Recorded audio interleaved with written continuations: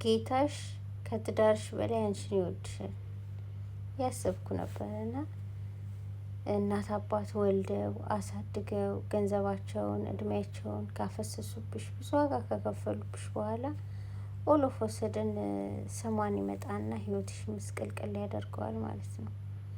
ከዛ መታማክረው ሰው ይኖራታል። ከአንድ ሁለት ሰው ታማክራለች።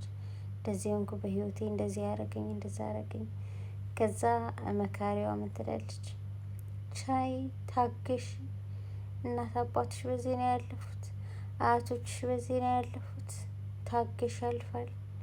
በነገራችን ላይ አንቺ ገዳይ ዋነሽ የመጀመሪያዋ ማለት ነው።